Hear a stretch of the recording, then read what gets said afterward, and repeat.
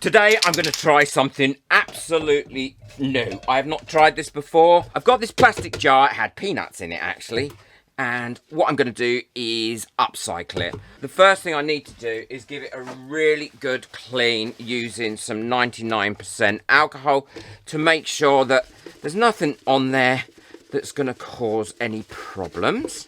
Now that's lovely and clean, what I'm going to do is take it outside and give it 2 light sprays with this primer. I love this plastic primer. It really works. It's brilliant on glass and it's brilliant on plastics. Well, this is all nice and dry now, and it's always best to wait until it's dry, because if not, what you do is you end up sticking your finger in it and it's not quite dry and it pulls it off. But that is lovely and dry, and that is very well adhered to there. And I only waited about an hour and that was perfectly dry. What I'm going to do before I do anything else is make a base for this. Now I've got a piece of MDF. If you haven't got MDF, then you can always use cardboard, and that is, to be honest, what I would have probably used if I hadn't have got some scraps of MDF. I've cut that out. It's not a perfect circle, but it's close enough, and I've given it a little bit of a rough out, and now what I'm going to do is glue it to this base. I'm using hot glue here, and I'm using my cordless hot glue gun because I absolutely love this hot glue gun. Okay, so I'm going to get that on there as centrally as I possibly can to start with. You only have a few seconds to be able to move it around. And because this is plastic, what I've done is I put the glue onto the actual MDF rather than onto the plastic, because I don't want that to come off.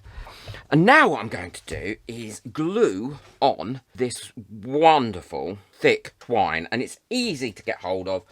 I'll link it in the description. I'm going to glue these ends together first so they don't come undone, so I don't want them fraying out everywhere. And that base, I was also giving that a little bit of weight as well, but it doesn't really matter. It's not going to hurt too much if it's not got no weight, because it's going to have some weight in at the end when it finishes. And now all I'm going to do is uncoil myself some of this rope. Then I'm going to glue this on so it's covering up the base like that, and then go all the way around. Putting the glue onto the actual twine again rather than onto the plastic. Magic is going to happen in the next bit. And all I'm going to do is keep wrapping this all the way around like that until it's completely covered. All of it, top to bottom, including top.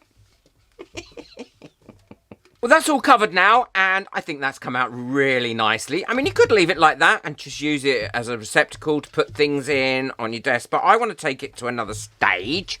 So what I'm now going to do is cover that in resin-crete. But resin-crete, the normal resin-crete, the standard resin-crete, cures far too quickly. So what I'm going to be using is this longer working time. Now, I tested this over on my other channel. It definitely gives you a great result. So what I'm going to do is mix myself up some of this, and I will get 25 minutes working time out of this. And then all I need to do is mix this up until it becomes a lovely thin, like a double cream consistency, or heavy cream. Americans call it heavy cream, which is a better word than double cream, really, isn't it? Making sure I've got no lumps in it.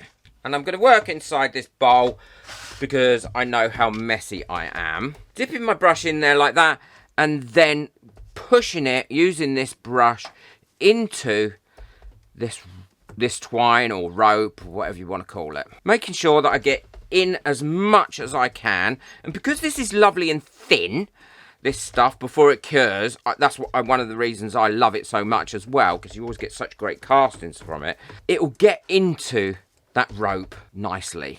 Actually, it's covering really, really well.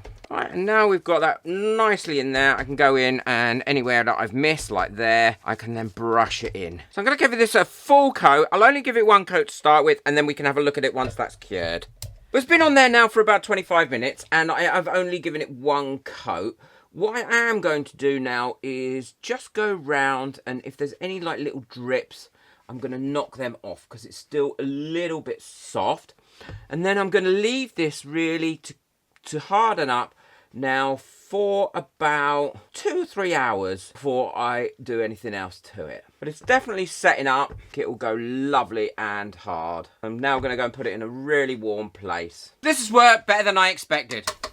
Lovely and hard. I put it in my resin tumbler curing machine and it cured it within about an hour. It's solid all the way through. So what I'm going to do now is give it a paint. Now, first coat of paint I'm going to do is quite a runny coat of paint. I want to seal this at the same time. Now, the acrylic paint will help to seal it, but what I'm going to use is some satin varnish mixed in with that acrylic paint till it's a bit runny, and then that will also give it a nice seal. And this is going to be like my primer, I suppose, more than anything. And one of my members advised me to keep all my varnishes in cleaned out sauce bottles, and do you know what? It works amazingly. I don't have any dirty lids, no rust getting into them, and all my varnishes now are lovely. Okay, and because that is a water-based acrylic paint and varnish, I'm also going to add a little bit of water to thin that out a little bit more. Give that a really good mix in. The reason I'm adding the satin varnish is it helps to water it down, but also once it's dry, it dries lovely, and it will get inside that resin-crete where it's porous and give it excellent strength, and also seal it really well, ready for me to do my next lot of painting techniques on it. Okay, we're all there now with that. And all I'm going to use is a little soft brush here, and I'm going to go around and pop that on it. Won't take long. I'll probably give it 2 coats of this to give it a nice seal. And as the final thing is going to be like a reddy colour afterwards, then it's going to look, this is going to help give that a more solid finish at the end. Well, that's nice and dry now and really well sealed. Go over it with my colours. This will probably take a couple of coats of this yellow to give it a solid finish. And I'm okay with that. And I'm going to go to about 1/3 of the way down with this, and then 1/3 of the way up with the red, with the solid red, and then do a blend of the two in the middle before I put the final iridescent colours on that I'm planning to use. And the reason I'm doing this is because these iridescent colours really do come out brilliant, but they cover so much better when you've got a solid base colour underneath them, and it saves you a fortune as well on those iridescent colours, because you only need to put 1 coat on rather than 3. And this is covering lovely now because it is lovely and sealed. And this plastic thing would have just been thrown away, and this way we've given it a whole new purpose and a new life. You can't get hold of any of these jars. Any large like plastic container, even if it's had like pickles in it or shampoo or anything like that, you can do this with. I always use just what I've got at hand. Well, now we've got all 3 coats on, we can see the tonal changes and the colour changes. What I'm going to use is these iridescent paints, give them the final coat of colour before I give it its final sealing. And this should go on really easily, as we've got that nice base colour there, and give it a nice solid colour as well. Rather than if we had have tried putting this on straight away, what we'd have got is we'd have had to go over it, well, at least 3 or 4 coats of this iridescent paint. Well, this is all touch dry now, and that's brilliant. But what I am going to do is leave this now overnight. Look how lovely and iridescent those colours are. Loving that. Reminds me a little bit of a beehive. Perhaps I need to put a little bee on it somewhere. But I'm going to leave this now overnight, and to ensure that it is fully dry all the way through, before I put my foam base on here and before I finish off the final part.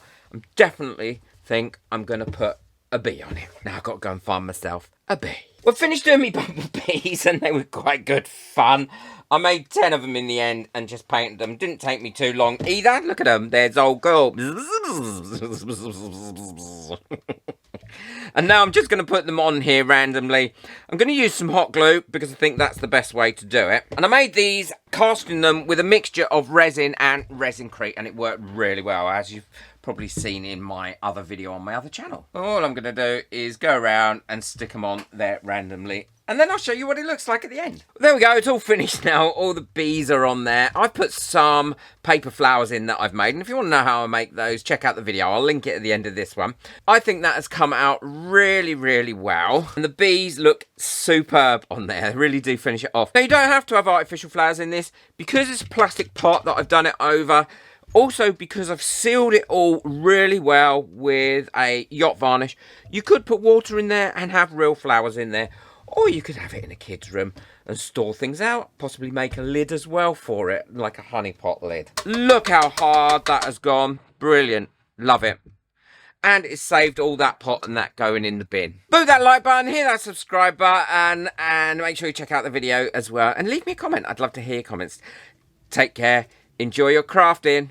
Bye.